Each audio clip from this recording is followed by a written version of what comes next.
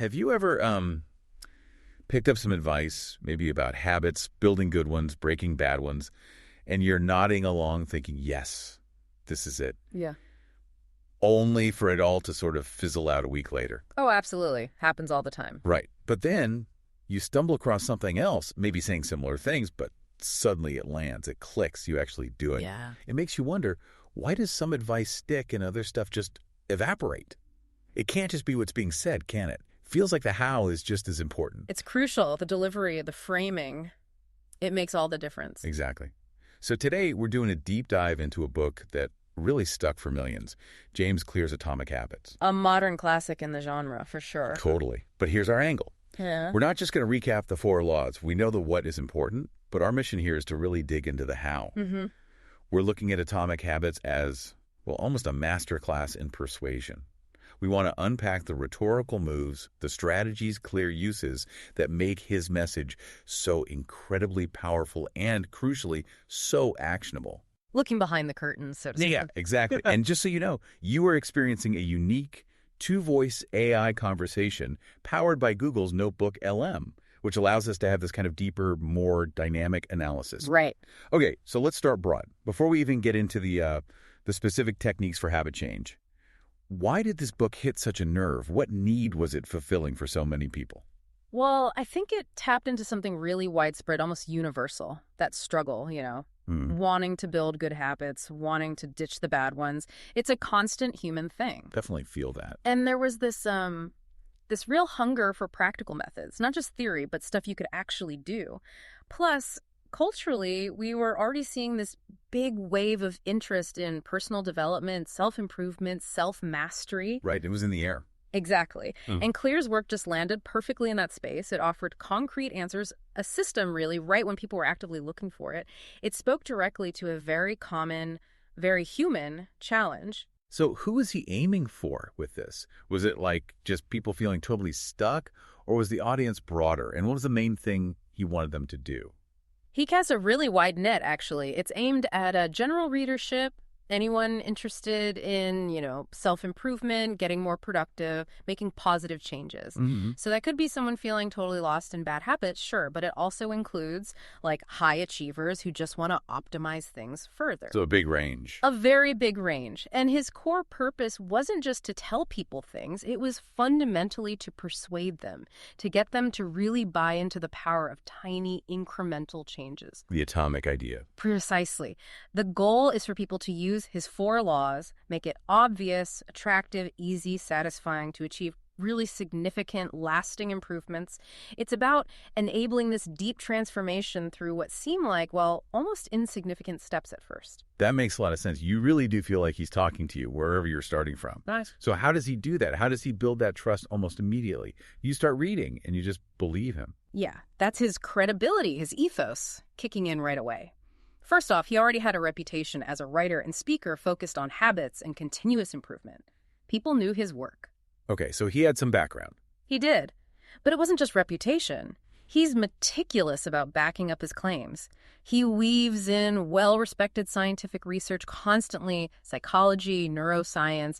You feel like the advice isn't just his opinion, it's grounded in something solid. Right, the evidence is there. But I think the real clincher, what makes it feel so authentic, is his use of stories, personal anecdotes, case studies, including his own pretty serious setbacks like that baseball injury he talks about. Yes, I remember that story. It was powerful. It really is, because they aren't just abstract examples, they're lived experiences that perfectly show his principles in action.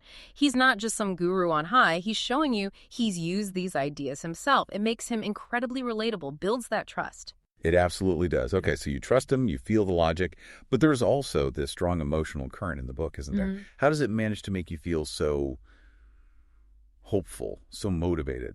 What's the secret sauce there? The pathos, the emotional appeal, it's very strong. He uses language incredibly effectively. That central metaphor, atomic, meaning both tiny and incredibly powerful, it's just brilliant. It reframes small completely. Exactly. It immediately connects these little actions we take every day to potentially massive, almost explosive long-term results. It flips the script on thinking only big, dramatic changes count. He shows how these tiny, consistent efforts compound into something huge. But compound interest for habits. Precisely. And he uses motivational storytelling really well. Real-life examples of transformation, not just his own, but from sports, business, ordinary people. It taps directly into those deep human desires we all have, The desire for control, for identity change, for growth. You mentioned identity change there. That feels really key. Why do you think focusing on identity makes the message stick so much better than just talking about changing behaviors? That is such a great point. I think it's because it shifts the focus internally. It's not just about doing something different like going for a run. It's about becoming a runner. Right. When he talks about every action being vote for the type of person you wish to become, suddenly the motivation isn't just external, like losing weight. It's internal. It's about reinforcing who you are. The habits become part of your identity. Which makes them much harder to just drop when things get tough. Exactly. It's being versus doing, like you said. It's a far more powerful, far more sustainable driver for long-term change. Okay, so he's got our attention, our trust, he's tapped into our emotions. How does he then lay out the practical steps, the logical path? What's the model that feels so clear and achievable? Right. This is the logos, the logical appeal, and where the structure really shines. His main framework is just incredibly clear and memorable. The 4 laws of behavior change. Make it obvious, make it attractive, make it easy, make it satisfying. You can almost recite them after reading the book once. You really can. And then he gives practical models within that, like the habit loop. Cue, craving, response, reward. Crucially, every recommendation feels justified. It's not just trust me. He uses scientific findings, logical arguments. Like the 1% improvement idea. Exactly. That simple mathematical point. That improving by just 1% each day leads to these huge transformative results over a year. It's so compelling because it's just undeniable logic, simple math. Yeah, hard to argue with that.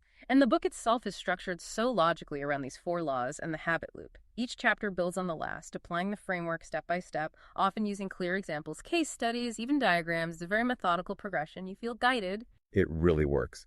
And for those of you listening who want to dive deeper into how impactful books like this achieve their effect, we definitely recommend checking out Mindful Moments. That's our YouTube channel. And it offers AI-powered book analysis specifically designed to spark reflection and rational thought. Really interesting stuff there. Good recommendation. So, picking back up, it's fascinating how Clears takes what could be quite dense behavioral science and makes it so easy to grasp and remember. What are the specific tools he's using in his writing? How does he communicate these big ideas so clearly? His craft, his language and style are definitely key. His word choice, his diction is very deliberate. It's accessible, straightforward, avoids jargon. He prioritizes practical terms people can actually use. No psychobabble. Not at all. He also varies his sentence structure, mixes shorter, punchy sentences with longer, more explanatory ones. It keeps you engaged, keeps it flowing. And the metaphors. We talked about atomic. Right, but there are others too, like compounding improvements, which we touched on, and that really powerful phrase, votes for the person you wish to become. That one really sticks. It does, because it connects directly back to that identity shift we discussed. It's not just a clever phrase. It's a whole conceptual reframing of what your daily actions mean. Makes sense. He also uses repetition very effectively. Key ideas, the 4 laws, the 1% rule, they keep coming back, reinforcing the core message, helping it sink in. So you don't forget the basics. Exactly. And he uses contrast a lot, comparing good habits versus bad ones, successful approaches versus failed ones. Putting them side by side really clarifies the choices and highlights why his methods work. And the examples, of course. Oh, constantly. Real-world stories, sports, business, just everyday life, plus his own personal stuff. They aren't just illustrations. They make the advice feel grounded, authentic, real. Okay, so let's pull it all together. Why is Atomic Habits such a rhetorically effective book? How does it succeed where so many others maybe fall short, actually prompting change, not just temporary inspiration? Well, fundamentally it works because all those elements we discussed, the ethos, pathos, logos, the style, the structure, they align perfectly with the audience's needs and Clear's purpose. The book strongly persuades and instructs because it gives genuinely actionable strategies. It delivers on its promise. It really does. Yeah. His engaging tone, those relatable examples, the simple language, it all resonates with a huge range of readers.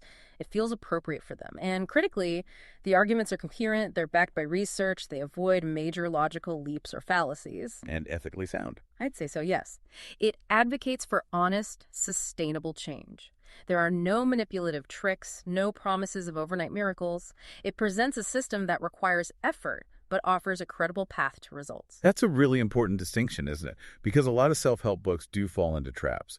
What specific pitfalls do you think Clear managed to avoid that help make this book so impactful and lasting? He dodged quite a few common ones. First, it's not just a summary of tips. It analyzes how and why these things work. It provides a coherent system, not just a collection of hacks. Depth, not just breadth. Exactly. Second, he walks that fine line of avoiding overly technical jargon without dumbing down the science. The substance is there, but it's presented accessibly. That's harder than it looks. Yeah, I can imagine.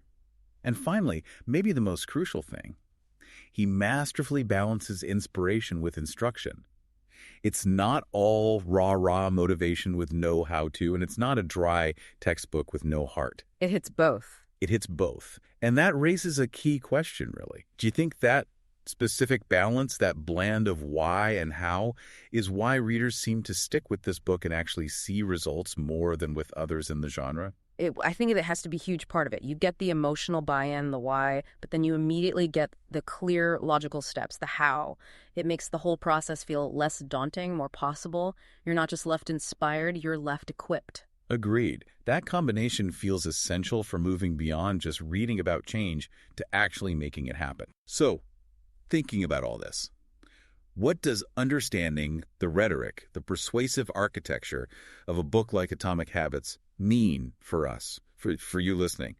How might it change how you approach information or think about change or even your own identity?